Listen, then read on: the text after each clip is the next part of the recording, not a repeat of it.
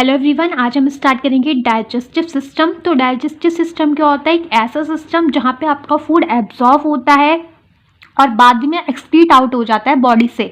तो ये जो ऑर्गन्स हैं, कैनाल्स हैं, जूसेस हैं, ये पूरा क्या बना रहे हैं? एक सिस्टम बना रहे हैं जिसे हम कहते हैं डाइजेस्टिव सिस्टम, जहाँ पे आपका फूड डाइजेस्ट हो रहा है, एब्जॉर्ब हो रहा है थ्रू ब्लड। ब्लड के थ्रू वहाँ से एब्जॉर्प्शन हो जाती है ब्लड की, और जो एनर्जी होती है वो हर एक सेल के पास पहुँच जाती है थ्रू ब्लड। ठीक, तो इसकी डेफिनेशन देख लेते हैं। The alimentary canal and all the organ are collectively known as the digestive system.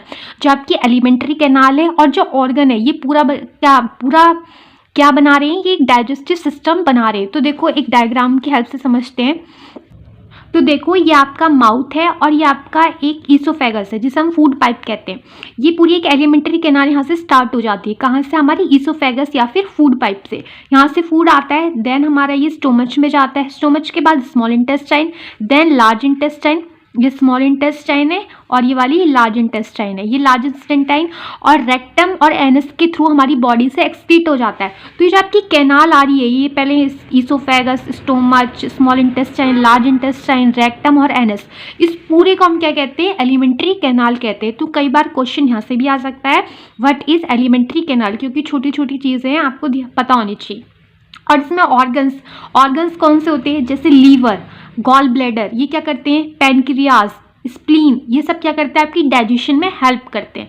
तो ऑर्गन्स देख लेते हैं। The organ of the digestive system are as follows. जो ऑर्गन होते हैं, सबसे पहले माउथ को हम क्या कहते हैं? ओरल कैविटी भी बोलते हैं। सबसे पहले खाना कहाँ से आता है? आप माउथ से उसको क्या करते हो? च्यू करते हो, मतलब चबाते हो उस खाने को। तो माउथ, देन उसके बाद नंबर 2 देखो, फेरिंग्स एंड ईसोफेगस। फेरिंग्स क्या होता है? एक आप समझ सकते हो कैप टाइप का होता है। ये इंश्योर करता है कि जो आपकी एयर है वो विंड पाइप में जाए और जो आपका फूड है वो फूड पाइप में जाए। ठीक, तो इंश्योर करता है कि जो विंड है वो विंड पाइप में जाए और जो फूड है वो फूड पाइप में जाए। ईसोफेगस क्या होता है? आपका फूड पाइप। ठीक, देन ये ईसोफेगस के बाद क्या आता है? स्टोमच आता है। स्टोमच के बाद डियोडेनम, लीवर, बाइल सैक या फिर हम उसको गॉल ब्लैडर भी कहते हैं, पैनक्रियाज होते हैं, स्प्लीन होती है, small intestine and large intestine. तो ये आपकी क्या, ये पूरे ऑर्गन या फिर कैनाल्स जो है, ये क्या मिलके बनाती है? डाइजेस्टिव सिस्टम क्रिएट करती हैं। ये आपकी 10 चीज़ें हैं जो आपके डाइजेस्टिव सिस्टम क्रिएट करती हैं। अब देखो नेक्स्ट, ठीक, तो ये होते हैं फेजेस ऑफ डाइजेशन। तो इंजेशन होता है। इंजेशन में क्या होता है? हमारा जो फूड है वो इनटेक होता है। हम माउथ के थ्रू फूड को क्या करते हैं? इनटेक करते हैं। फिर उसके बाद क्या होता है? मूवमेंट होती है उस फूड की, पेरिस्टैटिक मूवमेंट होती है। जब आपका खाना माउथ से स्टोमच में आता है तो वो एकदम से फॉल डाउन नहीं हो जाता। एकदम से आप, ऐसा नहीं होता कि आपने खाना खाया और एकदम से यहाँ पे आ गया। वो पेरिस्टैटिक मूवमेंट करता है। पेरिस्टैटिक मूवमेंट क्या होती है? ऐसे दिस प्रोसेस, ऐसे ऐसे दब दब की जो आपका फूड होता है वो स्टोमच में आता है। ठीक, फिर मैकेनिकल एंड केमिकल डाइजेशन होता है, जिसमें आपकी मैस्टिकेशन और चर्निंग की प्रोसेस होती है। मैस्टिकेशन का मतलब होता है च्यूइंग, चबाना, खाने को चबाना। तो ये भी एक फेज होता है डाइजेशन का। उसके बाद तो नंबर 4 पे आता है एब्जॉर्प्शन। एब्जॉर्प्शन में क्या होता है? आपकी स्मॉल इंटेस्टाइन में विली और माइक्रोविली प्रेजेंट होती है। वहाँ पे ब्लड वेसल्स होती हैं और जो न्यूट्रिशन होता है वो वहाँ से एब्जॉर्ब हो जाता है थ्रू ब्लड के थ्रू। वहाँ से क्या होता है? न्यूट्रिशन एब्जॉर्ब हो जाता है। तो एब्जॉर्प्शन भी एक क्या है? फेज है डाइजेशन का। एलिमिनेशन एक ऐसा फेज है डाइजेशन का जहाँ पे आपका फूड आपका क्या होता है? बाहर एक्सक्रीट आउट हो जाता है बॉडी से। स्टार्ट करते हैं नंबर 1 माउथ से, जिसमें हमारे टीथ इंक्लूड होते हैं। टीथ के बारे में, तो जैसे कि हमें पता है in adult they are the 32 permanent teeth. हमारे जो अडल्ट होते हैं उनमें 32 परमानेंट टीथ होते हैं। परमानेंट मतलब हम उन्हें तोड़ नहीं सकते। फिर बाद में अगर वो खुद से टूट जाए वो अलग बात है, पर हम वो अगर तोड़ देंगे तो हमारे नए दांत नहीं आएंगे, तो हम उसमें कहते हैं परमानेंट टीथ। अगर एक बार आ गए तो आ गए, फिर दोबारा नहीं आ सकते। ठीक, बच्चों में ऐसा होता है, जो हमारे मिल्क टीथ होते हैं वो टूट जाते हैं, फिर उसकी जगह हमारे परमानेंट टीथ आते हैं। तो in the adult they are the 32 permanent teeth. हमारे कितने टीथ होते हैं? जब एक इंसान अडल्ट हो जाता है, जवान हो जाता है, तो उसमें 32 दांत होते हैं। जैसे आपने कई बार सुना होगा, लड़ाई वड़ाई हो रही होती है तो कहते नहीं तेरे 32 के 32 दांत तोड़ देंगे। तो वही चीज़ है 32 परमानेंट टीथ। मतलब कोई नौजवान है, उसके कितने दांत होते हैं? 32 दांत होते हैं। ठीक, 16 ऊपर। देखो ये टीथ का स्ट्रक्चर बना रखा है। ये आपका खुला हुआ मुंह है, जैसे मुंह नहीं होता आपका, वो खुला हुआ है।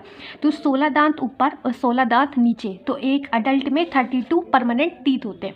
अब टाइप्स ऑफ टीथ देखते हैं हम। टीथ को ट्रिकोडोंट भी कहते हैं, हेट्रोडोंट भी कहते हैं, डायोफायोडोंट भी कहते हैं और ब्यूनोडोंट भी कहते हैं। ठीक, तो ये हम इन्हें कहते हैं। अब देखो हम टीथ को थीकोडोंट क्यों कहते हैं?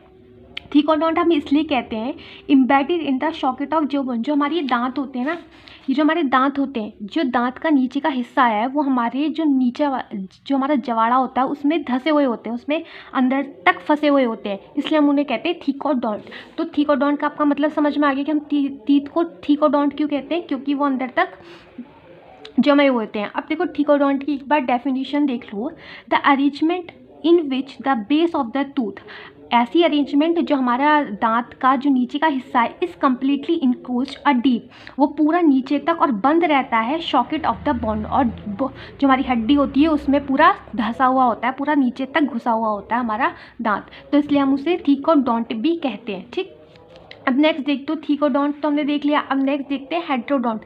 हम टीथ को क्या कहते हैं? हेट्रोडोंट भी कहते हैं। हेट्रोडोंट क्यों कहते हैं? क्योंकि हमारे बहुत तरह के दांत होते हैं, जैसे आपने आगे का दांत देखा वो अलग टाइप का है और जो पीछे का दांत होता है वो अलग टाइप का होता है, शेप में और उसका शेप में भी होता है हमारा। तो हेट्रोडोंट हम इसलिए कहते हैं क्योंकि बहुत टाइप्स के टीथ होते हैं शेप्स में। तो वायरस टाइप्स ऑफ टीथ होते हैं, जैसे इंसीजर, कैनाइन, प्रीमोलर और मोलर। क्या होते हैं? इंसीजर, 4 टाइप के आपके टीथ होते हैं, इसलिए हमने हेट्रो बोला। हेट्रो मतलब बहुत सारे, जैसे इंसीजर होता है, कैनाइन होता है, प्रीमोलर होता है और मोलर होता है। अब देखो ये इंसीजर, कैनाइन, प्रीमोलर और मोलर क्या होते हैं। देखो जैसे ये आपका मुंह है खुला हुआ, ठीक, अब इसको हमने इस तरीके से डिवाइड कर दिया, कहाँ से? बीच में से इसको हाफ डिवाइड कर दिया हमने, ठीक, अब डिवाइड कर दिया, ठीक, ऐसे लॉन्गिट्यूडिनली से डिवाइड कर दिया। तो अब कैसे बन गए? 4 चैम्बर बन गए, एक ये वाला चैम्बर, एक ये वाला चैम्बर, एक ये वाला चैम्बर, ठीक। हमने इसको कैसे डिवाइड करा? ऐसे, ठीक। अगर ये आपको लाइन ना दिख रही हो तो मैं इसे थोड़ी डार्क लाइन कर देती हूँ, कुछ हमने इस टाइप से इसको डिवाइड कर दिया, ठीक, ऐसे डिवाइड कर दिया, 4 चैम्बर बन गए। अब देखो होगा क्या, जो ये 4 चैम्बर हमने बनाए हैं, हमने समझने के लिए बनाया है कि हमारा जो इंसीजर होता है, कैनाइन होता है, प्रीमोलर होता है, मोलर किस किस पार्ट में होते हैं, ठीक।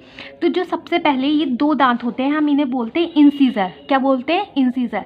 पहले जो दांत हैं हम उन्हें बोलेंगे इंसीजर, फिर आगे का जो ये वाला दांत है हम उसे बोलेंगे कैनाइन, फिर ये वाले जो आगे के 2 दांत आए हम इसे क्या बोलेंगे?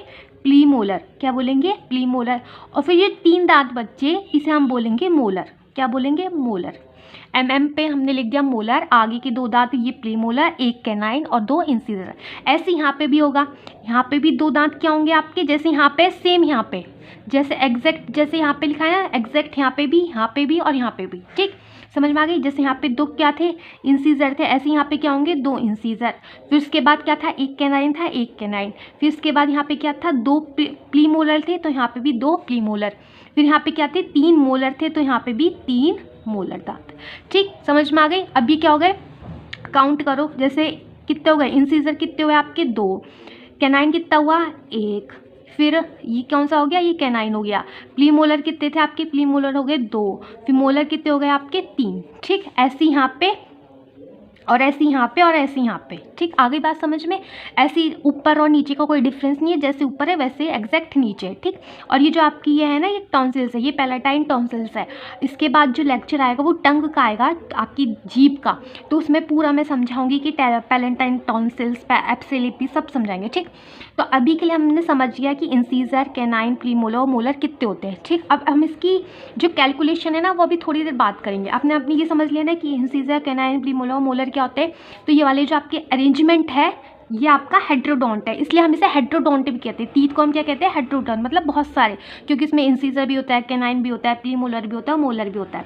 अब इस बेस पे मैं आपको डेंटल फॉर्मूला सिखाऊंगी। कैसे? डेंटल फॉर्मूला, ये आपको याद होना चाहिए, कई बार 1 या 1-2 नंबर में आ जाता है आपके पेपर में। तो डेंटल फॉर्मूला क्या होता है? 2 1 2 3 2 1 2 3, ये हमारा डेंटल फॉर्मूला है। तो देखो ये वाला ये सेम ये है, 2 1 2 3 2 1 2 3, 2 1 2 3 ऊपर वाले और 2 1 2 3 नीचे वाले, ठीक। ये आपका डेंटल फॉर्मूला हो गया। अब डायोफायोडोंट, डायोफायोडोंट भी हम टीथ को बोलते हैं, हम अपने दांतों को डायोफायोडोंट भी बोलते हैं।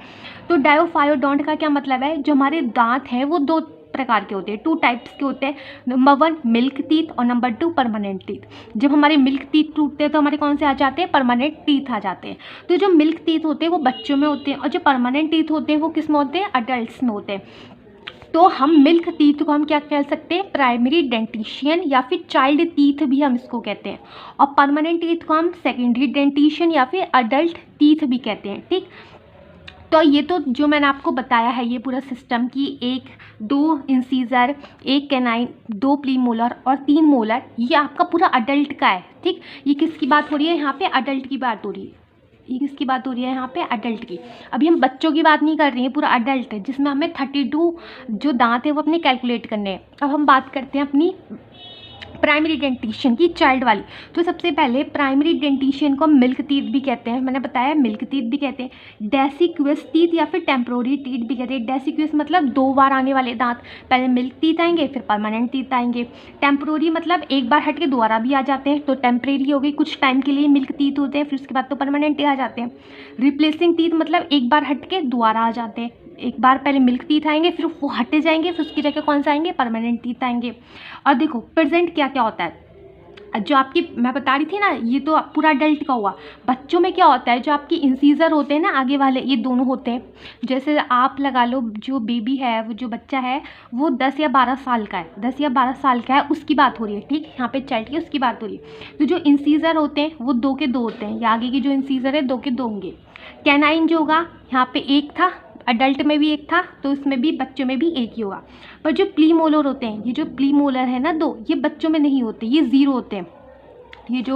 ये आपका कैनाइन क्या है, बच्चों में है, 2 के 2 हैं, अडल्ट में भी 2 थे और बच्चों में भी 2 हैं। ये किसका है, ये अडल्ट का है, और ये चाइल्ड का ले लो, ये किसका ले लो, चाइल्ड का। ठीक, ये चाइल्ड का हो गया। अब देखो इंसीजर 2 थे अडल्ट में भी और बच्चों में भी। उसके बाद कैनाइन ले लो, कैनाइन अडल्ट में 1 था, बच्चों में भी 1 रहेगा। फिर उसके बाद प्रीमोलर मतलब ये आगे कैनाइन के आगे वाले 2 दांत, तो ये जो बच्चों में होते हैं ये प्रेजेंट नहीं होते, ये जो 2 दांत है बच्चों में प्रेजेंट नहीं होते। फिर उसके बाद आती है 3 मोलर की बारी। ये अडल्ट में कितने होते हैं, 3 होते हैं, पर जो बच्चों में होते हैं वो सिर्फ 2 होते हैं। ठीक, तो ये थी आपकी चाइल्ड की और ये था आपका अडल्ट का। अब आप इसको कैसे कर सकते हो, देखो अडल्ट को आप कैसे 32 टीथ आप इसे कैसे बनाओगे, मैंने बताया, ये मैंने आपको एक साइड का बताया। तो ऐसे कितनी साइड आपके पास, 1 2 3 4 साइड है, तो आप इसको प्लस करो इंटू 4 कर दो, तो कितने हुए, 2 1 3 3 2 5 6 7 8 हो गए, 8 और कितने पार्ट है, 1 2 3 4 पार्ट है, इंटू 4, 8 4 जा 32 टीथ। ठीक, ये आपका आ गया अडल्ट का, किसका आ गया, ये आपका अडल्ट का आ गया। अब चलो अगर आपसे कोई पूछे कि टोटल इंसीजर कितने होते हैं, जैसे तो हमने एक पार्ट का बताया ना, एक पार्ट में कितने होते हैं, 2 होते हैं, तो अगर आपसे पूछे कि पूरे में कितने होते हैं, तो पूरे में होते हैं आपके इंसीजर 8, और जो कैनाइन होते हैं वो होते हैं 4, और जो प्रीमोलर होते हैं वो होते हैं 8, और जो मोलर होते हैं वो होते हैं 12। अब ये कैसे करा हमने, मैंने आपको बताया कि एक पार्ट में इंसीजर कितने होते हैं, 2, हमने इसको क्या करा, 2 इंटू 4 कर दिया कि 2 एक पार्ट में और कितने पार्ट है ऐसे 4, तो कितना हो गया, 8 हो गया। ऐसे ही हमने कैनाइन का करा, कैनाइन 1 है, एक पार्ट में कितना है, 1 है, तो ऐसे 4 पार्ट है, तो हमने कैसे करा, 4 इंटू 1, तो कितना हो गया, 4 हो गया। ठीक, चाइल्ड की बात करते हैं, इन्हें भी प्लस करो, 2 और 2 4 और प्लस 5, और ऐसे ही मैंने बताया ये जो 5 हैं ये एक साइड गए हैं, ऐसी कितनी साइड है आपके पास, 4 साइड है, 1 2 3 4 इंटू 4 कर दो, equals to 20 teeth, equals to 20 teeth. तो बच्चों में कितने आ गए, 20 टीथ आ गए, और अडल्ट में 32 टीथ। ठीक, समझ में आ गई बात कि कैसे कैसे हमने करा, इंसीजर, कैनाइन, प्रीमोलर और मोलर। ऐसी देखो जो ये बच्चों की टीथ है हम इन्हें क्या बोलते हैं, डेडिक्वस टीथ। तो डेडिक्वस टीथ कितने हैं बच्चों में, 20, और प्लस मोनोफाइडोंट लगा लो, प्लस 12। चलो ये छोड़ो, ये आपके में नहीं है, आप सिर्फ ये याद कर लो, क्या याद कर लो, ये याद कर लो, डेडिक्वस टीथ को ही हम मिल्क टीथ भी कहते हैं। ठीक, तो जो इंसीजर, कैनाइन, प्रीमोलर, ये आपको समझ में आ जानी चाहिए। जो आगे के जो 2 दांत होते हैं इन्हें हम बोलते हैं इंसीजर, 1 होता है हमारा कैनाइन, 2 होते हैं हमारे प्रीमोलर, और बाकी के 3 होते हैं हमारे मोलर। ठीक, ये एक साइड का है, एक साइड में कितने होते हैं आपके 8 और 8 कितने होते हैं, 16 और 8 इसमें ही होंगे, 24 और 8 कितने हो गए, 32। तो ये पूरा अडल्ट का हो गया। अब मैंने बताया जो बच्चों में नहीं होते वो आपके एक तो 2 कौन से प्रेजेंट, 2 कौन से नहीं रहते, एक तो प्रीमोलर नहीं रहता बच्चों में, प्रीमोलर, और एक मोलर नहीं रहता। ये बच्चों में क्या होते हैं, एब्सेंट होते हैं। ये कौन से होते हैं बच्चों में, एब्सेंट। ठीक, ये एब्सेंट होते हैं बच्चों में। 2 प्रीमोलर एब्सेंट रहते हैं और एक मोलर एब्सेंट रहता है। तो ये थी पूरी कहानी आपकी टीथ की। अब इसकी थोड़ी सी डेफिनेशन देख लेते हैं हम। मैंने बताया था ब्यूनोडोंट भी बोलते हैं। ब्यूनोडोंट क्यों बोलते हैं टीथ को, teeth with round low rounded cups. जो हमारे टीथ होते हैं, जैसे आपने अपना दांत जो नीचे के दाढ़ें होती हैं ना, दाढ़ें वो देखी होंगी, तो उसमें कप्स कैसे होते हैं, ऐसे होते हैं वो टीथ। कैसे होते हैं, ऐसे। पर जो आगे की टीथ होते हैं वो ऐसे होते हैं, और जो नीचे की दाढ़ें होती हैं वो कैसी होती है, ऐसी होती हैं। ये तो कैसा शेप है, कप शेप है, इसलिए इसे हमें ब्यूनोडोंट भी कहते हैं। और ये जो कप शेप आता है ये किस लिए यूज़ आता है, are good for grinding. Grinding मतलब मिक्स करने के, आराम से चबाने के काम आते हैं। एंड फॉर क्रशिंग, क्रशिंग के जैसे ऐसे मसलते हैं ना, क्रश, ये होता है क्रशिंग, और ये होता है ग्राइंडिंग। ग्राइंडिंग तो ग्राइंडिंग करने के भी काम आते हैं ये ब्यूनोडोंट। और क्रशिंग मतलब ये जो कप शेप है ये हमारी ग्राइंडिंग और क्रशिंग के काम आते हैं, इसलिए हम टीथ को ब्यूनोडोंट भी कहते हैं। ठीक, आपको समझ में आ गया होगा, आई होप। कहते हैं टंग के बारे में, it is converted with the most pink tissue called mucosa. जो हमारी टंग होती है वो मॉइस्ट पिंक टिश्यू से कवर रहती है। क्या होती है, कवर रहती है, जिसे हम म्यूकोसा कहते हैं। तभी तो हमारी टंग किस कलर की होती है, पिंक कलर की होती है। They are the tiny bumps, और उसमें क्या होते हैं, टाइनी बम्प्स होते हैं। बम्प्स क्या मतलब होता है, बम्प्स ऐसे होते हैं, ऊपर को हल्का सा उठा हुआ पार्ट, हल्का सा उठा हुआ पार्ट, हम इसे क्या कहते हैं, बम्प्स कहते हैं। ठीक, बहुत छोटे छोटे टाइनी टाइनी बम्प्स रहते हैं, जिसे हम कहते हैं papillae. This papillae has rough surface. और ये कैसी जो पैपिलाई होती हैं, ये जो आपके टाइनी बम्प्स है, इसे क्या बोला है, पैपिलाई बोला है। और जो पैपिलाई होती है वो कैसी होती है, रफ सरफेस की होती है। मतलब आपका जो सरफेस है वो रफ रहता है, खुदड़ा खुदड़ा। That's why our tongue have rough texture. और इसी वजह से जो हमारी टंग होती है वो कैसी होती है, रफ टेक्सचर होता है उसमें। जब आप अपनी टंग को छू के देखोगे तो वो सॉफ्ट नहीं रहेगी, बल्कि उसका रफ सरफेस रहेगा, और आपको छूने में वो रफ सी लगेगी। ठीक, and they are so many taste bud present on it. और जो ये जो पैपिली होती है उसके अंदर भी कुछ टेस्ट बड प्रेजेंट रहती हैं। टेस्ट बड मतलब जो आप कुछ मीठा खाते हो तो आपको मीठा स्वाद आता है। अगर आप कुछ नमका खाते हो तो आपको नमका स्वाद आता है, तो उसे हम कहते हैं टेस्ट बड। जो छोटी छोटी टेस्ट बड प्रेजेंट रहती हैं किसमें, पैपिली में। The tongue is hold in the front side. और जो टंग जो हमारी, आपने देखा होगा जो हमारी टंग होती है वो आगे से भी जॉइंट रहती है और पीछे से भी जॉइंट रहती है। तो जब टंग हमारी आगे से जॉइंट रहती है, मतलब आगे से हमारी होल्ड रहती है, किसी ने से जब हमारी टंग फ्रंट साइड से होल्ड रहती है, अब किसी ने तो पकड़ रखा है हमारी टंग को आगे से, कहीं से तो जॉइंट है उसमें, तभी तो वो होल्ड है। तो उसको हम कहते हैं फ्रीनुलम। क्या कहते हैं, फ्रीनुलम। या फिर हम उसे क्या कहते हैं, टंग वेब भी कह देते हैं, या फिर लिंगुअल फ्रीनुलम भी कह देते हैं। तो इसके बहुत सारे नाम है, याद रखना है। जब आपकी टंग आगे से जॉइंट हो तो उसे हम कहते हैं फ्रीनुलम, या टंग वेब, या फिर लिंगुअल फ्रीनुलम। ठीक, और जब आप आगे से जॉइंट है तो पीछे से भी जॉइंट रहेगी। तो पीछे से कहाँ से जॉइंट रहती है, हाइवॉइड पॉइंट से। जो ये आपका गला है ना, गला, उसके जस्ट ऊपर एक हाइवॉइड पॉइंट प्रेजेंट रहती है ऊपर की तरफ। तो वहाँ पे जैसे ये टंग है आपकी पूरी, यहाँ पीछे ये किससे अटैच रहती है, हाइवॉइड पॉइंट से। आगे किससे अटैच रहती है, आगे की जीभ अटैच रहती है आपकी टंग वेब से, या फिर फ्रीनुलम से, या फिर लिंगुअल फ्रीनुलम से। ठीक, समझ में आ गई। At the back side of the tongue it is attach by the hyoid bone. और जो पीछे की टंग है वो किससे जॉइंट रहती है, या फिर अटैच रहती है हाइवॉइड बॉइंट से। किससे अटैच रहती है, हाइवॉइड बॉइंट से। तो सबसे पहले हम इसका स्ट्रक्चर देख लेते हैं, फिर आगे हमें अच्छे से इसको एक एक चीज़ को समझना है। तो ये जो आपकी टंग है, ये जो पीछे है, ये देख रहे हो आप, इन्हें हम कहते हैं पैलेंटाइन टॉन्सिल। क्या कहते हैं, पैलेंटाइन टॉन्सिल्स। और ये जो कैप जैसा स्ट्रक्चर नज़र आ रहा है, हम इसे क्या कहते हैं, एपिग्लॉटिस। क्या कहते हैं, एपिग्लॉटिस। और ये जो बहुत सारे, ये क्या है, ये भी है लिंगुअल टॉन्सिल्स। इन्हें क्या कहते हैं, हम लिंगुअल टॉन्सिल्स कहते हैं। और ये जो वी शेप का दिख रहा है, सही वी शेप का दिख रहा है ना, वी शेप इसमें फॉर्म हो रही है, तो हम इसे कहते हैं सर्कस टर्मिनल्स। इसे हम कहते हैं सर्कल टर्मिनल्स। और ये वाली इसको हम क्या कहते हैं, फोलिएट पैपिली। जो ये आगे यहाँ से फोल्ड दिखाई दे रही है ना, इसे हम कहते हैं फोलिएट पैपिली। और ये जो अंदर की तरफ ये मुड़े हुए ऐसे गोल गोल दिख रहे हैं, इन्हें हम कहते हैं सर्कमवेपिलाइट। ठीक, और ये जो बीच में है इसे हम क्या कहेंगे, मेडियन सल्कस। इसे हम क्या कहेंगे, मेडियन सल्कस, क्योंकि बीच में से डिवाइड कर रही है टंग को, मेडियन सल्कस। और जो पैपिलाई होती है वो अलग अलग तरीके की होती है, जैसे उसमें दे रखा है फंगी फॉर्म पैपिलाई, फिलीफॉर्म पैपिलाई। ठीक, अब जो स्ट्रक्चर है टंग का वो 3 पार्ट में डिवाइड करा गया है। किस पार्ट में डिवाइड करा गया है, 3 पार्ट में डिवाइड करा गया है। द स्ट्रक्चर ऑफ द टंग, सबसे पहले ये वाला पार्ट टिप बोल लो, या फिर इसको एपेक्स बोल लो। फिर ये आ जाती है बॉडी, और ये जो पीछे का पार्ट है हम इसे कहते हैं बेस। ठीक, जो सबसे पहले आती है टिप या फिर एपेक्स, ये वाला पार्ट, फिर ये बीच में आती है बॉडी और सबसे लास्ट में आता है बेस पार्ट। तो the human tongue is about 3.3 inches in man, और जो ह्यूमन की टंग होती है वो 3.3 इंचेस इन मैन होती है एंड 3.1 इन वुमेन होती है। कुछ लोग कहते हैं कि औरतों की ज़ुबान बहुत लंबी होती है, तो औरतों की ज़ुबान लंबी नहीं होती बल्कि आदमियों की ज़ुबान लंबी होती है। ठीक, 3.3 इंचेस इन मैन है और 3.1 इन वुमेन है। ठीक, नेक्स्ट देखते हैं, These anterior and posterior part are separated by V-shaped groove called terminal sulcus। जो anterior और posterior part होता है वो किससे सेपरेट रहता है? V-shaped groove, जिसे हम terminal sulcus भी कहते हैं। जैसे ये पार्ट है, ये V-shape दिख रहा है आपको, ये V-shape है। तो ये क्या कह रहा है? Anterior and posterior. एंटीरियर मतलब आगे वाला और पोस्टीरियर मतलब पीछे वाला। ये क्या हो गया? पोस्टीरियर, और एंटीरियर मतलब आगे वाला। तो ये कह रहा है जो एंटीरियर और पोस्टीरियर पार्ट है वो किससे सेपरेट रहता है? ये वी शेप ग्रुप से सेपरेट रहता है, जिसे हम कहते हैं, इसे हम क्या कहते हैं? Terminal sulcus. इसे हम क्या कहते हैं? टर्मिनल सल्कस कहते हैं।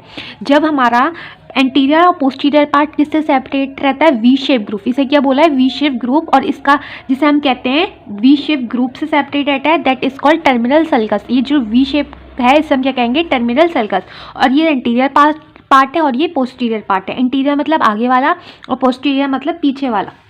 नेक्स्ट देखो, the lingual tonsils are the part of the posterior tongue. और जो ये लिंगुअल टॉन्सिल्स हैं, ये वाली जो टॉन्सिल्स हैं आपकी, ये सारी, ये किसकी पार्ट है? ये पोस्टीरियर टंग का पार्ट है। तो हाँ भाई, ये बिल्कुल पोस्टीरियर टंग का पार्ट है, क्योंकि किस में आ रहा है? पोस्टीरियर में। मैंने क्योंकि बताया जो वी शेप है इसने डिवाइड कर रखा है पोस्टीरियर है एंटीरियर, और जो लिंगुअल टॉन्सिल्स है कौन से पार्ट में आ रही है? ये पोस्टीरियर पार्ट में आ रही है। The lingual tonsils are the part of posterior tongue, okay, are found behind the terminal sulcus. और ये जो लिंगुअल टॉन्सिल्स है कहाँ पाई जा रही है? बिहाइंड द टर्मिनल सल्कस के पीछे। जो टर्मिनल सल्कस है वी शेप ग्रुप का, ये जो टर्मिनल सल्कस है, कहाँ पे लिंगुअल टॉन्सिल्स पाई जा रही है? Behind the terminal sulcus. तो lingual tonsils is present behind the terminal sulcus. As the palatine tonsils are found at the back of the throat या फिर फेरिंग्स। और जो हमारी पैलेटाइन टॉन्सिल्स है, ये वाली जो पैलेटाइन टॉन्सिल्स है, ये हमारे गले के पास या हमारे फेरिंग्स के पास प्रेजेंट होती है।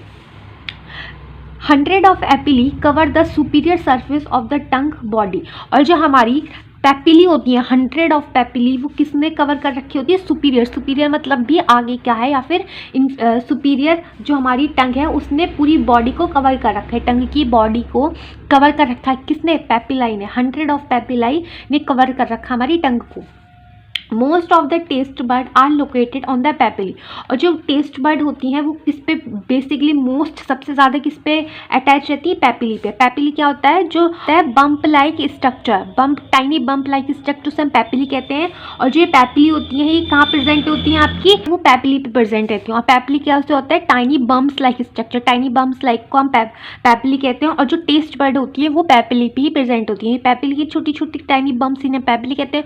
और जो टेस्ट बर्ड होती है वो भी इन पे प्रेजेंट रहती है। किस पे प्रेजेंट रहती है? पैपिली पे।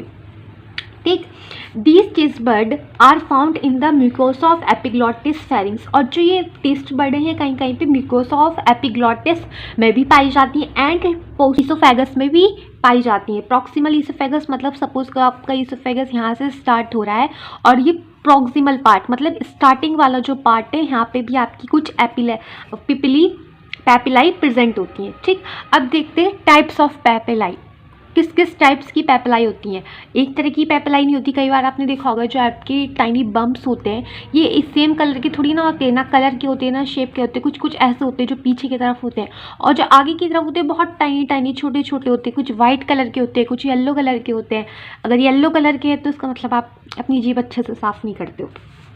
ठीक, तो टाइप्स ऑफ पैपिली में क्या आता है? फंगीफॉर्म पैपिली, फिलीफॉर्म पैपिली या फिर और सर्कमवैलिएट पैपिली या फिर फॉलिएट पैपिली। तो फिंगीफॉर्म पैपिली कितनी होती है? It is mostly present on the side of your tip. और जो टिप क्या होती है? आगे वाली साइड, ये होती है टिप पार्ट।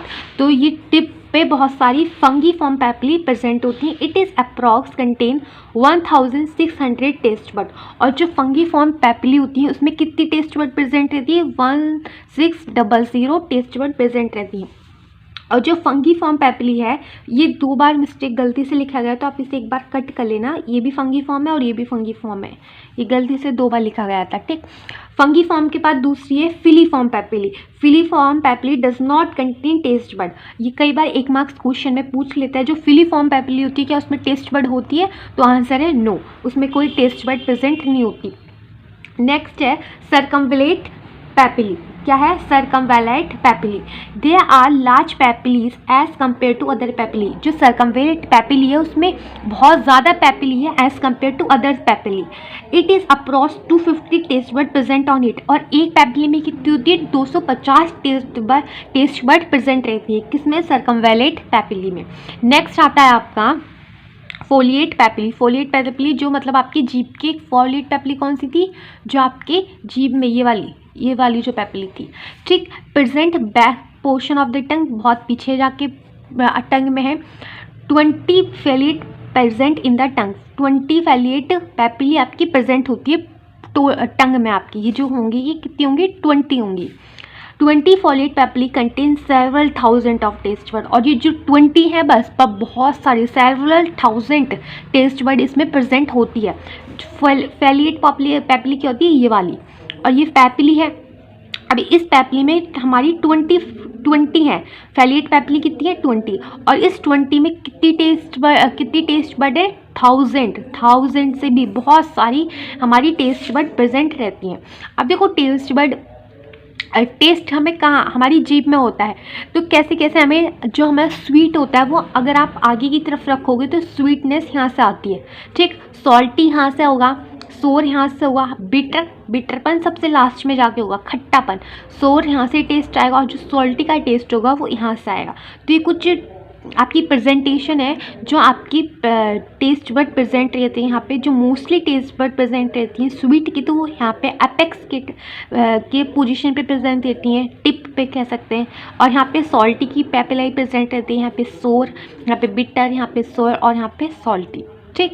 तो कुछ टेस्ट बर्ड है जैसे सॉल्टी, बिटर, सोर एंड स्वीट। सलाइवरी ग्लैंड क्या होती है? सलाइवरी ग्लैंड वो ग्लैंड होती है जहाँ से आपका सलाइवा प्रोड्यूस होता है, ठीक, जहाँ से आपका सलाइवा की फॉर्मेशन होती है। तो 3 ग्लैंड होती है जहाँ से आपकी सलाइवा की फॉर्मेशन होती है। Number 1 is parotid gland, number 2 mandibular gland and number 3 is sublingual gland. जो आपकी पैरोटिड ग्लैंड होती है ये कहाँ पे प्रेजेंट होती है? Just front of your ears. आपके जो कान होते हैं जस्ट उसके सामने प्रेजेंट होती है। नंबर 2 सब मैंडिबुलर ग्लैंड कहाँ पे प्रेजेंट होती है? ये प्रेजेंट रहती है जो आपका नीचे का जो जबाड़ा है उसके नीचे प्रेजेंट रहती है। बिलो योर जो आपका ये जबाड़ा है उसके नीचे प्रेजेंट रहती है। और सबलिंगुअल ग्लैंड कहाँ पे प्रेजेंट रहती है? ये प्रेजेंट रहती है आपकी टंग साइड में, ठीक, इधर साइड ऑफ टंग, मतलब दोनों साइड, इधर भी और इधर भी, लेफ्ट चीक और राइट चीक पे ये प्रेजेंट रहती है, ठीक।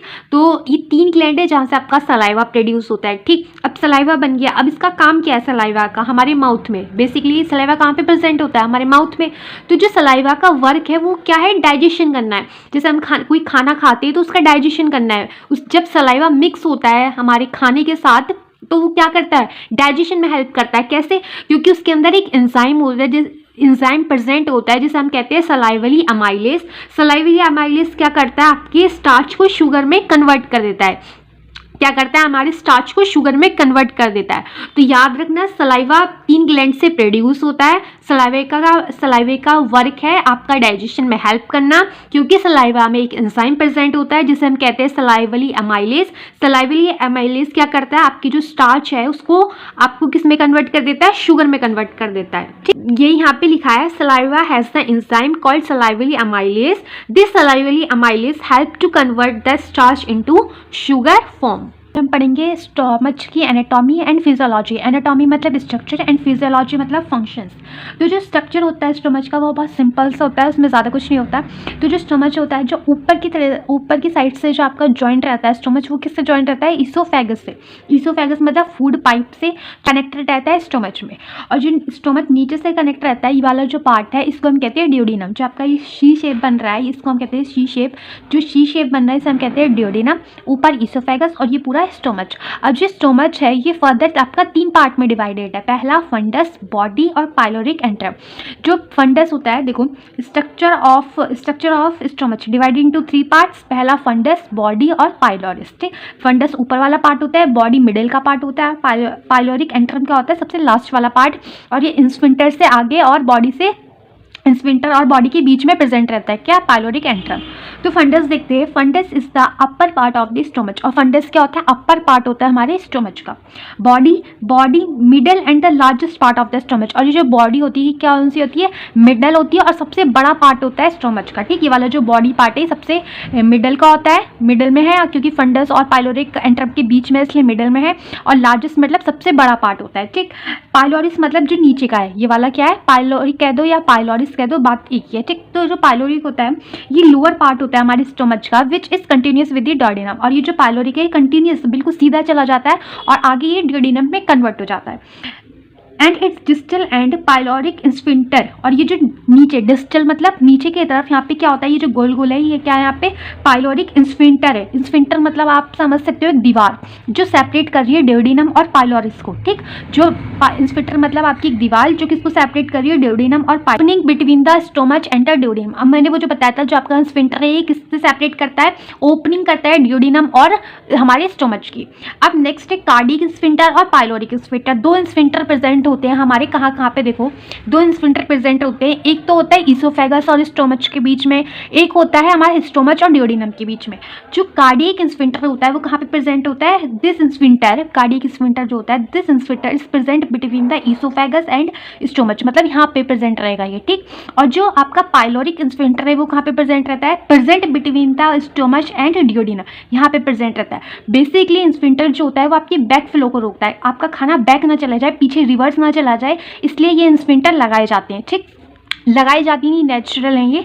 तो आपके walls, layer of walls of stomach, हमारी लेयर्स और वॉल किसकी, स्टोमच की। तो जो सबसे पहली लेयर आती है आपकी स्टोमच की उसे हम कहते हैं मसल लेयर, सबम्यूकोसा और म्यूकोसा। ठीक, तो जैसे आपका स्टोमच है ये आपकी स्टोमच की लाइनिंग है, तो जो इसमें सबसे फर्स्ट लेयर होगी उसे हम कहेंगे मसल लेयर, जो उसकी सेकंड वाली लेयर होगी इसे हम कहेंगे आपके सबम्यूकोसा, और जो सबसे लास्ट वाली लेयर होगी इसे हम कहेंगे म्यूकोसा लेयर। तो मसल लेयर क्या होती है, it consist 3 layer of smooth muscles fibre. जो ये मसल्स लेयर होती है फर्दर इसके अंदर 3 लेयर और प्रेजेंट रहती हैं, किसकी, स्मूथ मसल्स फाइबर की। और सबम्यूकोसा क्या होती है, जो आपकी मिडिल लेयर होती है। In this layer there are so many blood vessels. और सबम्यूकोसा में क्या होता है, बहुत सारी ब्लड वेसल्स होती हैं जो आपके सपोर्ट करती है म्यूकोसा लेयर को। ये वाली आपकी क्या है, ये सबम्यूकोसा है, इसमें आपकी बहुत सारी ब्लड वेसल्स रहेंगी और ये इस वाली लेयर को, म्यूकोसा लेयर को सपोर्ट करती है। म्यूकोसा क्या है, it is the inner most layer of the stomach. और ये सबसे म्यूकोसा लेयर क्यों कौन सी होती है, सबसे अंदर वाली लेयर होती है एंड प्रोड्यूस एचसीएल। और ये वाली लेयर क्या प्रोड्यूस करती है, एचसीएल प्रोड्यूस करती है। बेसिकली जो म्यूकोसा लेयर होती है ये आपकी किसके कॉन्टैक्ट में रहती है, फूड के कॉन्टैक्ट में रहती है और एचसीएल प्रोड्यूस करती है। तभी आपका फूड में जो प्रोसेस होती है वो चर्निंग की प्रोसेस होती है, एचसीएल प्रोड्यूस होता है। और एचसीएल प्रोड्यूस होता है जो आपके खाने में जम्स वगैरह उन सबको किल करता है एचसीएल। तो जो एचसीएल प्रोड्यूस होता है वो म्यूकोसा लेयर से होता है। कई बार एक ही क्वेश्चन आ जाता है। तो बेसिकली 3 लेयर प्रेजेंट होती है, मसल लेयर, सबम्यूकोसा और mucosa. Muscle layer further 3 layer में डिवाइडेड है जिसे हम स्मूथ मसल्स फाइबर से है वो। ठीक, अब देखते हैं फिजियोलॉजी या फिर फंक्शंस ऑफ द स्टोमच, क्या क्या फंक्शन करता है हमारा स्टोमच। तो mechanical breakdown of food, it is used for temporary storage of food. ये क्या करता है, मैकेनिकल ब्रेकडाउन करता है हमारे फूड का, और ये क्या करता है, टेम्परेरी स्टोरेज देता है फूड को। टेम्परेरी स्टोरेज कैसे देखता है, कुछ देर हमारा जो खाना होता है वो हमारे पेट में ही रुका रहता है, तो टेम्परेरी स्टोरेज देता है, परमानेंट स्टोरेज नहीं, टेम्परेरी। हाँ, हमारा खाना जो होता है वो स्टोमच में 3 से 4 घंटे स्टोर रहता है और उसमें चर्निंग की प्रोसेस होती है। ठीक, केमिकल डाइजेशन होता है फूड का बाय द एंजाइम। और हमारे क्या होता है, प्रोड्यूस एचसीएल प्रोड्यूस होता है। एचसीएल का फुल फॉर्म होता है हाइड्रोक्लोराइड एसिड। ठीक, नेक्स्ट फोर्थ क्या है, food remain in the process of digestion in about 4 hours. हमारा फूड जो है डाइजेशन करता है किससे, 4 घंटे तक। और चर्निंग की प्रोसेस होती है। चर्निंग मतलब आपका खाना चर होता है। चर मतलब एक तरीके से जैसे आप कह सकते हो कि जब गाय और भैंस होती है, काउ एंड बफेलोस, आपने देखा होगा कई बार वो बैठी रहती है तो वो अपना माउथ जो है वो चलाती रहती हैं, तो वो जो चलाती रहती हैं उसे कहते हैं चर्निंग, मतलब चलाना, ऐसे खाने को पीसना, लाइक दिस। ठीक, इसे हम कहते हैं चर्निंग प्रोसेस। स्टोमच वॉल्स, जो स्टोमच की वॉल्स है, मैंने आपको बताया जो लेयर्स या वॉल है, ये कॉन्ट्रैक्ट और रिलैक्स करती है physically, break down the food, और ये करती है अपना प्रोसेस स्टार्ट करती हैं। ठीक, तो ये था आपका स्टोमच। अगर ये ड्यूडेनम पार्ट किस में आएगा, ये ड्यूडेनम पार्ट आपका स्मॉल इंटेस्टाइन में आएगा। Okay, liver. तो देखो लीवर क्या होता है, जो हमारा स्टोमच होता है इसके जस्ट पास में प्रेजेंट होता है हमारा लीवर, और लीवर के पास में क्या होता है, हमारी गॉल ब्लैडर प्रेजेंट होती है। तो जो लीवर होता है और गॉल ब्लैडर होता है ये आसपास प्रेजेंट होते हैं। ठीक, इतना जो मैंने एक्सटेंड करके दिखाया है ये इतना दूर दूर नहीं होते हैं, बहुत पास में होते हैं। ये डायग्राम का व्यू है इसलिए मैंने आपको थोड़ा एक्सटेंड करके दिखाया ताकि आपको चीज़ें समझ में आ जाए। तो लीवर देखते हैं, liver are the part of the digestive system. Liver क्या है, आपके डाइजेस्टिव सिस्टम का एक पार्ट है that directly participate in the process of taking food and its digestion. और ये क्या कैसे पार्टिसिपेट करता है, देखो लीवर कुछ कहते हैं कि इनडायरेक्टली पार्टिसिपेट करता है, पर कुछ बुक्स में इनडायरेक्टली पार्टिसिपेट ऐसा लिखा गया है, क्योंकि जब तक लीवर आपका पार्टिसिपेट नहीं करेगा तब तक आपका डाइजेशन हो ही नहीं सकता। तो देखो ये कैसे वर्क करता है, सबसे पहले ये देखते हैं। सपोज करो आपका फूड यहाँ से आया, सपोज नहीं करना है, यहाँ से ही आता है फूड। तो फूड जब आपका यहाँ से आया है स्टोमच से, स्टोमच पे यहाँ पे आया, यहाँ पे 4 घंटे आपका फूड यहाँ पे स्टोर रहता है। 4 घंटे यहाँ पे चर्निंग की प्रोसेस होती है, कहाँ पे, स्टोमच में। फिर उसके बाद 4 घंटे के बाद रुकने के बाद फूड आपका आगे मूव करता है, यहाँ पे मूव करता है। कौन सी, इसको, इस वाले पार्ट को क्या कहते हैं हम, डियोडेनम। जो सी टाइप का जो आपका पार्ट है, यहाँ तक हम तो इसको कहेंगे स्टोमच, और यहाँ से इसके बाद कहेंगे हम इसे डियोडेनम। अब जो डियोडेनम पार्ट है, जब फूड आपका यहाँ पे मूव करेगा तो क्या होगा, लीवर क्या करता है, लीवर आपका बाइल जूस जो होता है वो प्रोड्यूस करता है, और जो वो बाइल जूस रहता है वो स्टोर्ड कहाँ पे होता है, यहाँ पे गॉल ब्लैडर में। तो ठीक है, जब आपका फूड यहाँ से आया तो वो जो आपका बाइल जूस होगा वो बनेगा तो यहाँ पे लीवर प्रोड्यूस करेगा बाइल जूस को, बट स्टोर्ड कहाँ पे होगा, वो गॉल ब्लैडर में होगा। फिर जो आपको डक्ट दिख रही है, ये गॉल ब्लैडर की जो डक्ट आती है ये यहाँ पे डियोडेनम में अटैच रहती है। क्या होता है फिर, जब आपको पता है कि आपका खाना एसिडिक होता है, स्टोमच में क्या होता है, फूड एसिडिक हो जाता है। क्यों, क्योंकि यहाँ पे जो स्टोमच की जो वॉल है ये यहाँ पे HCl प्रेजेंट रहता है, हाइड्रोक्लोरिक एसिड प्रेजेंट होता है, इस वजह से आपका जो पूरा फूड होता है वो पूरा एसिडिक हो जाता है। तो जो ये आपका बाइल जूस होता है जो गॉल ब्लैडर प्रोड्यूस करता है, आपका गॉल ब्लैडर कहाँ पे प्रोड्यूस करता है, डियोडेनम पार्ट में आपका प्रोड्यूस करता है। उसमें क्या होता है कि जो आपका खाना होता है वो न्यूट्रलाइज हो जाता है। ठीक, तो लीवर क्या करता है, आपका बाइल जूस को प्रोड्यूस करता है। तो सबसे पहले हम इसका एनाटॉमी देख लेते हैं लीवर की। तो liver is the largest gland in the body. Liver एक लार्जेस्ट ग्लैंड है हमारी पूरी बॉडी में, और एक healthy person it is about आधा किलो की ही आपकी लीवर होती है। एक हेल्दी पर्सन है कोई, उसकी जो लीवर का वेट होगा वो क्या होगा, 500 ग्राम। क्या होगा, 500 ग्राम उसकी लीवर का वेट होगा। सब काफ़ी भारी है। और liver is an octa angle in shape, और जो लीवर होती है वो ऑक्टा एंगल शेप में प्रेजेंट होती है आपकी। It is present near the ribs below the diaphragm. जो ये आपका लीवर है ये कहाँ पे होता है, रिब्स के नीचे प्रेजेंट होता है। डायफ्राम मतलब जो रिब्स का नीचे वाला पार्ट है, हम उसे क्या बोलते हैं, डायफ्राम बोलते हैं। तो ये डायफ्राम में प्रेजेंट रहती है और रिब्स के पास प्रेजेंट रहती है। Liver produce the bile juice, और लीवर क्या करता है, आपका बाइल जूस प्रोड्यूस करता है। और there is a hepatic artery that carries pure blood. और जब ये देखो आपका लीवर है ये बाइल जूस आपका प्रोड्यूस कर रही है, बना रही है, तो उसमें कोई इसको एनर्जी की ज़रूरत होगी। इसको वो एनर्जी कहाँ से आती है, वो आपकी ब्लड वेसल्स लेके आती है, थ्रू ब्लड के थ्रू एनर्जी आती है इसके पास। तो वो जो हेपेटाइटिक आर्टरी होती है वो उसके पास प्योर ब्लड पहुँचाती है लीवर के पास। And is the branch of called aorta. और अरोटा की जो ब्रांच होती है, मैंने आपको बताया था जब हमने हार्ट वाला चैप्टर किया था तो मैंने उसमें बताया था अरोटा होती है, और अरोटा की बहुत सारी ब्रांच होती है हर ऑर्गन में, हर किसी ऑर्गन में अरोटा की ब्रांच होती है। तो अरोटा सबसे बड़ी आर्टरी होती है। तो अरोटा की कोई ब्रांच है हेपेटाइटिक आर्टरी, वो प्योर ब्लड पहुंचाती है किसमें, लीवर में। And this is how the liver is nourish. और इस तरह आपका लीवर जो है वो पूरा एनर्जेटिक रहता है, पूरा आपका उसमें पूरी एनर्जी होती है, न्यूट्रलाइज होता है। The blood vessels that carries impure blood out of the liver is called hepatic vein. मैंने आपको बताया कि जो इम्प्योर ब्लड होता है, जैसे अब प्योर ब्लड जा रहा है इसका मीन्स उसका इम्प्योर ब्लड भी आएगा। इम्प्योर ब्लड किस में आता है, हेपेटाइटिक वेन में आता है। और प्योर ब्लड किस में आता है, हेपेटाइटिक आर्टरी में आता है। ये आर्टरी में आता है और ये वेन से आपका इम्प्योर ब्लड आउट हो जाता है थ्रू लीवर। तो जो इसके फंक्शंस होते हैं लीवर के, देखो क्या क्या फंक्शंस होते हैं। प्रोडक्शन ऑफ बाइल जूस को प्रोड्यूस करती है। इस बाइल जूस के अलावा भी ये बहुत सारे काम करती है liver. Producing of bile juice, storing sugar, storing nutritious element, destroying harmful bacteria, removal of toxic substance. तो ये बहुत सारे काम करती है। ब्लैडर, तो सबसे पहले हम इसकी फिजियोलॉजी देखेंगे कि गॉल ब्लैडर कैसे फंक्शन करता है। गॉल ब्लैडर में क्या रहता है, बेसिक उसमें बाइल जूस स्टोर रहता है। तो गॉल ब्लैडर को हिंदी में हम पित्त की थैली भी बोलते हैं। अगर किसी की पित्त की थैली में मतलब गॉल ब्लैडर में अगर स्टोन हो जाती है तो डॉक्टर्स लोग क्या करते हैं, पूरा गॉल ब्लैडर निकाल लेते हैं, मतलब पूरी पित्त की थैली उसको निकाल लेते हैं बाहर को। ठीक, तो ये डायग्राम देखो, इजी सा डायग्राम है ये। यहाँ पे क्या है, ये ईसोफेगस है। ईसोफेगस के थ्रू आपका खाना आता है, स्टोमच में आता है। देन ये ड्यूडेनम पार्ट है, ये वाला जो हल्का सा सी पार्ट है, सी टाइप का, सी मतलब ये शेप सी पार्ट है, इसे हम ड्यूडेनम कहते हैं। ये पैनक्रियाज है जिसमें से पैनक्रियाटिक जूस प्रोड्यूस होते हैं।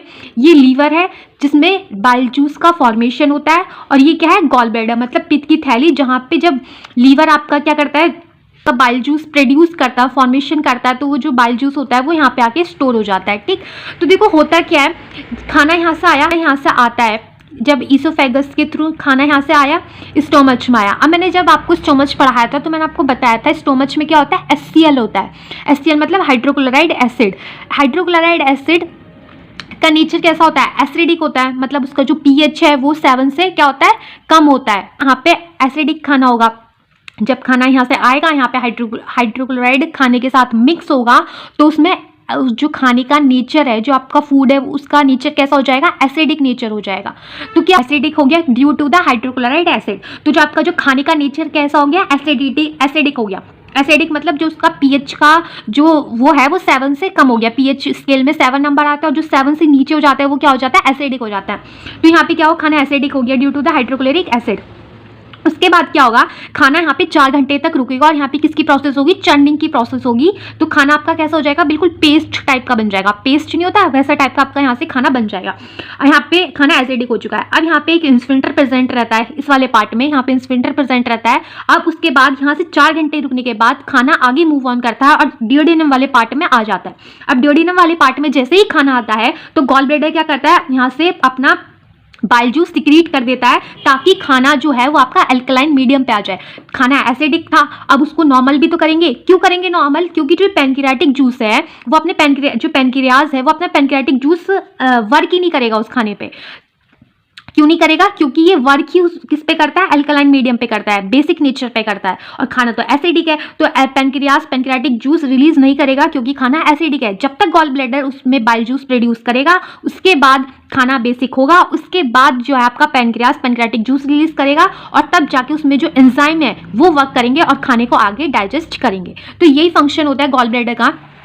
देखो फंक्शन देखो यहाँ पे, इट इज लाइक अ पीर, ये पीर शेप का होता है। The bile juice made by the liver and keeps collecting on the gall bladder. जो आपका लीवर होता है, ये जो लीवर है यहाँ पे बाइल जूस की फॉर्मेशन होती है और जैसी फॉर्मेशन होती रहती है यहाँ पे गॉल ब्लैडर में जाके स्टोर होता रहता है। ठीक, bile juice, the bile juice neutralize the acidity of food. और जो बाइल जूस होता है वो क्या करता है, आपकी एसिडिटी, जो फूड में एसिडिटी है उसे न्यूट्रलाइज करता है, मतलब नॉर्मल करता है। And make it alkaline, alkaline मतलब बेसिक नेचर में उसे कन्वर्ट कर देता है। ठीक, बिकॉज क्यों करता है उसे बेसिक नेचर में convert, because pancreatic juice can only function in the alkaline medium. क्योंकि जो आपके पैनक्रियाटिक जूस हैं, जो उसमें एंजाइम्स हैं, वो किस में फंक्शन करते हैं, अल्कलाइन मीडियम में।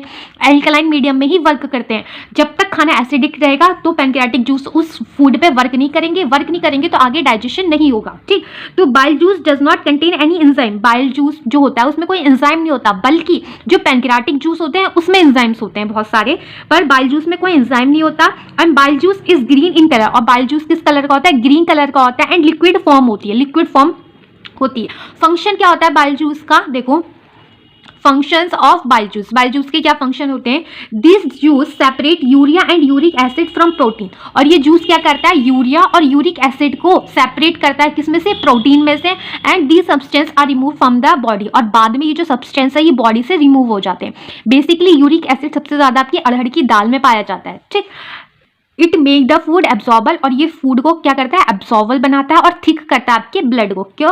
Bile juice. Bile juice does not help in the digestion, it only help in the pancreatic juice. Bile juice digestion में मदद नहीं करता है पर आपकी पैनक्रियाटिक जूस को में मदद करता है। बेसिकली इसका रोल तो है डाइजेशन में, क्योंकि जब तक आपका खाना न्यूट्रलाइज नहीं होगा वो आगे प्रॉपर डाइजेस्ट नहीं हो पाएगा, तो वर्क तो है।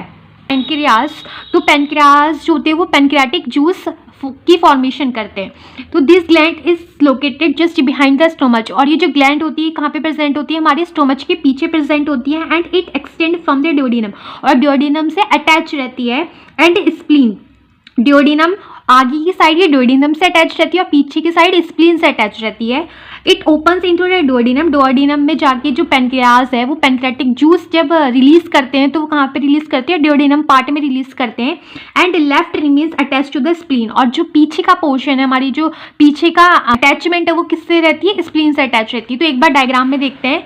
डायग्राम में देखो, ये जो आपको यहाँ पे क्या कर रखा है, ये दिखाने के लिए बनाई है इस साइड स्टोमच के आगे, पर जो उसकी एक्चुअल लोकेशन है वो कहाँ पे होती है, जो स्टोमच है उसके बैक साइड, उसके पीछे। ठीक, तो जो ये है स्प्लीन, आगे ये किससे अटैच रहती है, ड्यूोडेनम पार्ट से। ये वाला पार्ट ड्यूोडेनम है और पीछे किससे प्रेजेंट रहती है, स्प्लीन से। और ये पूरी लोकेशन कहाँ होती है इसकी, पेट के, हमारे पेट के पीछे।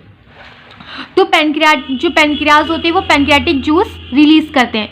तो pancreatic juice is secreted from the pancreas, जो पैनक्रियाटिक जूस होता है वो किससे सिक्रेट होता है, पैनक्रियाज से सिक्रेट होता है। जो पैनक्रियाटिक जूस होता है इसमें 3 एंजाइम होते हैं जो हमारी डाइजेशन में हमारी फर्दर डाइजेशन में हमारी हेल्प करते हैं। तो सबसे पहला होता है अमाइलोस्पिन, लाइपेज और ट्रिप्सिन। ये 3 एंजाइम होते हैं जो, ठीक, तो जो बाइल जूस था उसमें कोई एंजाइम नहीं था, पर जो पैनक्रियाटिक जूस में उसमें 3 एंजाइम प्रेजेंट होते हैं। उनका वर्क क्या होता है एंजाइम का, जो अमाइलोस्पिन होता है वो क्या करता है, हमारे स्टार्च को शुगर में कन्वर्ट करता है। तो amylopsin convert undigest starch into sugar. जो अमाइलोस्पिन क्या होता है, स्टार्च को शुगर में कन्वर्ट करता है।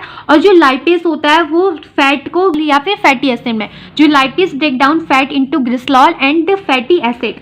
और जो ट्रिप्सिन होता है, ट्रिप्सिन को हम ईस्ट भी कहते हैं, ये किसमें कन्वर्ट करता है, प्रोटीन को किसमें कन्वर्ट कर देता है, पेक्टोन में। तो ये 3 एंजाइम है जो अपना फर्दर आगे डाइजेशन करते हैं। जैसे अमाइलोस्पिन स्टार्च को शुगर में कन्वर्ट कर देता है, लाइपेज क्या करता है, फैट को ग्लिसरॉल और फैटी एसिड में कन्वर्ट कर देता है, और जो ट्रिप्सिन होता है वो प्रोटीन को पेप्टोन में कन्वर्ट कर देता है। अब मैंने आपको बताया था जो पैनक्रियाज है वो आगे की साइड तो ड्यूोडेनम से अटैच था और जो पीछे की साइड था वो स्प्लीन से अटैच रहता है। तो स्प्लीन क्या होता है, छोटा सा है ये, व्हेन इट इज इनलार्ज, बड़ा हो जाता है, जब इसका नॉर्मल शेप से थोड़ा बड़ा हो जाता है। The food is not digest properly, जब स्प्लीन में थोड़ा सा भी किसी भी रीजन से थोड़ा सा बड़ा हो जाता है, इनलार्ज होता है मतलब बड़ा हो जाता है, तो जो हमारा फूड है वो डाइजेस्ट प्रॉपरली नहीं हो पाता है। Often there is a pain in the stomach, और ये क्या कर देता है, हमारे पेट में पेन क्रिएट कर देता है। जब ये बड़ा हो जाता है तो डाइजेशन प्रॉपर नहीं हो पाता और हमें हमारे पेट में दर्द होने लगता है।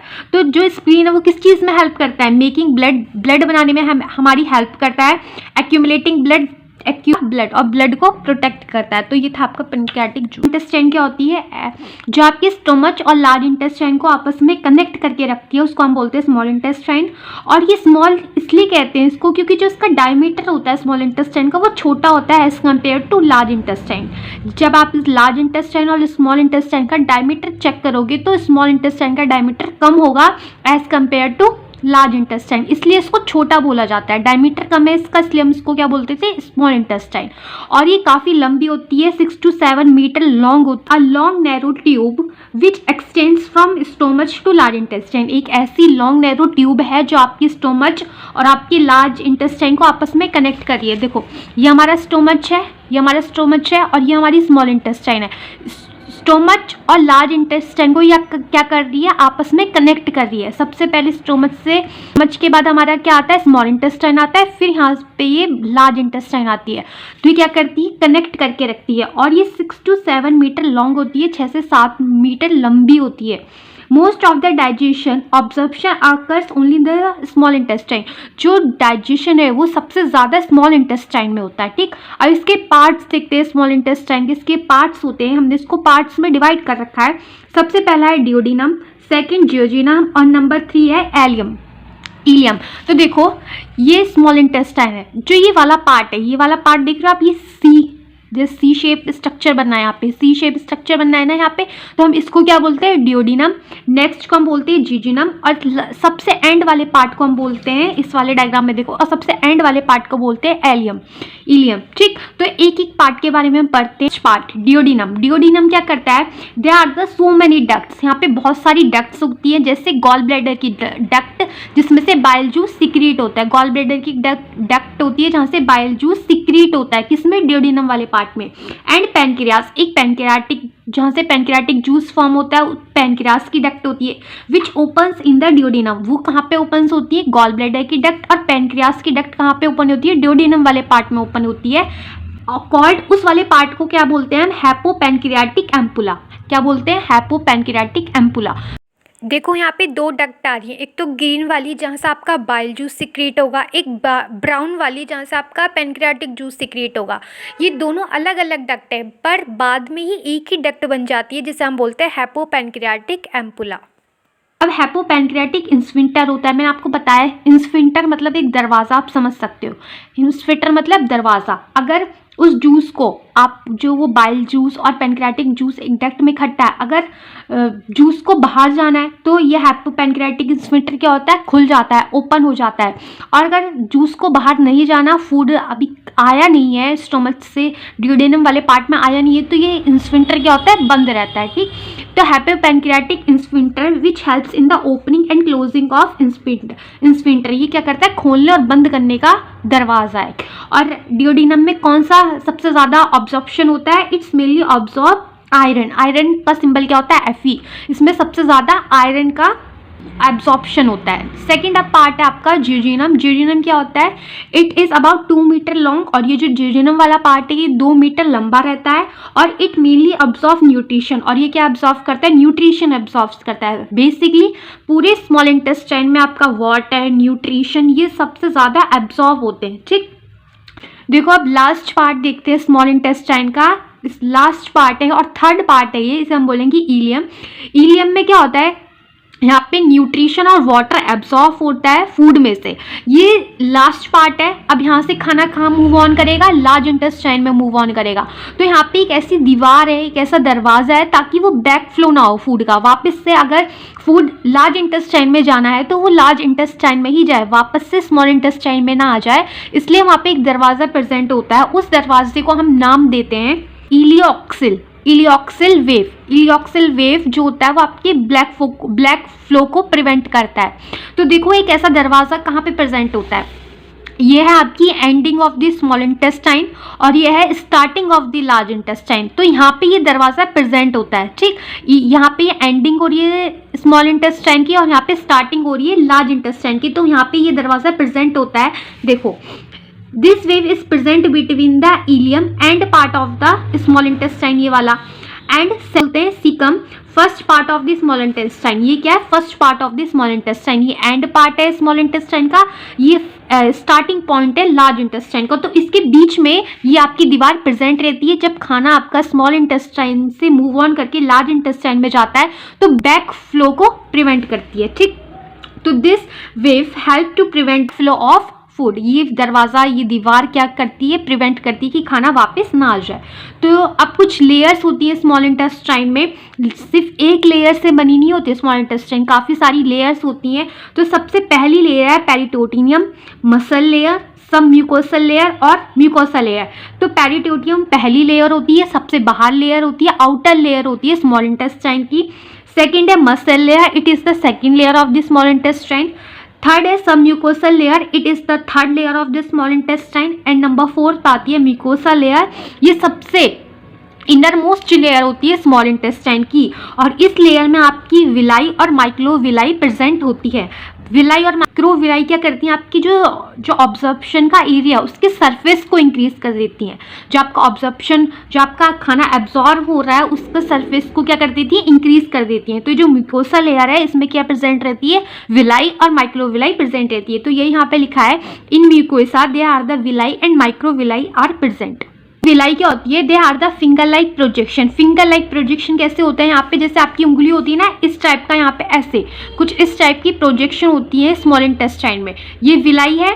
और इसके इसकी जो आउटर लेयर ये वाली माइक्रोविलाई है, विलाई में ही माइक्रोविलाई प्रेजेंट होती है। तो ये फिंगर लाइक प्रोजेक्शन होती है म्यूकोसा लेयर में, जिसे हम विलाई कहते हैं। माइक्रोविलाई क्या होती है? It is also present in the villi, ये विलाई में ही प्रेजेंट होती है, but also in large absorption को, सरफेस एब्जॉर्प्शन का जो एरिया है उसको बढ़ा देती है ताकि हमारा जो खाना है वो और आसानी से अब्जॉर्ब हो सके। उसकी सरफेस जो एरिया है वो बढ़ जाती है ताकि हमारा जो खाना है वो 25 टाइम्स इंक्रीज हो जाता है। They increase the surface area for observing nutrition, ये क्या करती हैं? आपकी सरफेस एरिया को बढ़ाती हैं ताकि आपके न्यूट्रिशन और अच्छे से एब्जॉर्प्शन हो सके उसका।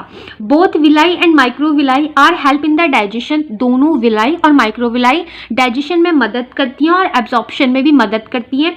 Most of the absorption only done in the small intestine also, और जो मेन जो सबसे ज़्यादा खाना एब्जॉर्ब होता है वो कहाँ पे होता है? स्मॉल इंटेस्टाइन में ही होता है। They are about 1500 milliliter of intestinal juice secreted by the intestinal gland present between the villi, और यहाँ पे कुछ जो विलाई है उसमें कुछ इंटेस्टिनियल ग्लैंड है जो इंटेस्टिनियल जूस प्रोड्यूस करती हैं ताकि आपका खाना और अच्छे से एब्जॉर्ब हो जाए और अच्छे से उसका एब्जॉर्प्शन हो सके। ठीक, तो it is all about the small intestine. अगर लार्ज इंटेस्टाइन, तो लार्ज इंटेस्टाइन क्या होती है? लार्ज इंटेस्टाइन आपका लास्ट पार्ट होता है आपके ऑब्जॉर्प्शन और न्यूट्रिशन को एब्जॉर्ब करने के लिए। इसमें बचा कुचा खाना जो आपका स्मॉल इंटेस्टाइन से एब्जॉर्ब होके आया था वो बचा कुचा थोड़ा बहुत यहाँ पे एब्जॉर्ब होता है खाना, और इसके बाद इसी इंटेस्टाइन के थ्रू आपका जो वेस्ट प्रोडक्ट है वो एक्सक्रीट आउट हो जाता है थ्रू एनस। ठीक, तो large intestine it is about 1.5 metre long, और जो लार्ज इंटेस्टाइन होती है 1.5 मीटर लॉन्ग होती है, 1.5 मीटर लंबी होती है ये। It start with the caecum and at the rectum, ये सीकम से स्टार्ट होती है और रेक्टम पे एंड हो जाती है। बेसिकली सीकम क्या है? जो आपका फर्स्ट पार्ट है लार्ज इंटेस्टाइन का उसे हम क्या कहते हैं? सीकम कहते हैं, और जो एंडिंग पार्ट है आपकी लार्ज इंटेस्टाइन का हम उसे रेक्टम बोलते हैं। तो ये टोटल 7 पार्ट्स में डिवाइड है large intestine. Number 1 is caecum, जो सबसे फर्स्ट पार्ट है लार्ज इंटेस्टाइन का। उसके बाद आती है ascending column, transverse column, descending column, sigmoid column, rectum and anus. तो एक बार इसको डायग्राम में देख लेते हैं। आपका डायग्राम में यहाँ पे ये है लार्ज इंटेस्टाइन। ठीक, इसको हम जो फर्स्ट पार्ट है उसको हम बोलेंगे सीकम। ये ऊपर जाती हुई जो कॉलम है इसे हम बोलेंगे असेंडिंग कॉलम, और जो नीचे थोड़ी सी नीचे गई, थोड़ा सा ट्रांस किया इसने, तो उसे हम बोलेंगे ट्रांसवर्स कॉलम। थोड़ा सा नीचे झुकी इसे हम बोलेंगे ट्रांसवर्स कॉलम। फिर देन ये नीचे आई, इसको हम बोलेंगे डिसेंडिंग कॉलम, और ये यहाँ पे रेक्टम हुआ, और यहाँ पे एक एनस होता है जहाँ पे आपका जो वेस्ट प्रोडक्ट है वो एक्सक्रीट आउट हो जाता है।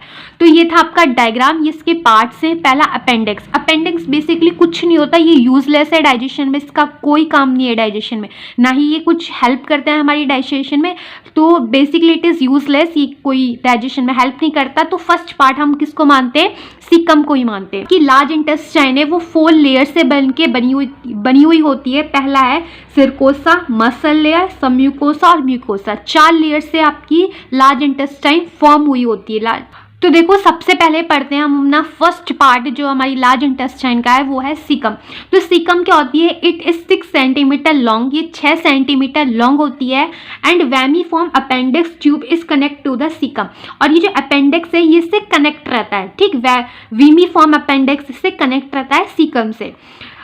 सेकेंड है असेंडिंग कॉलम। असेंडिंग कॉलम क्या होती है? सीकम से ऊपर वाली कॉलम को हम क्या बोलते हैं? Ascending column. ठीक, तो passes upward from the caecum, caecum से ऊपर जाती हुई कॉलम को ascending column, and it is 10 to 20 centimetre long, और ये 10 से 20 सेंटीमीटर लॉन्ग होती है।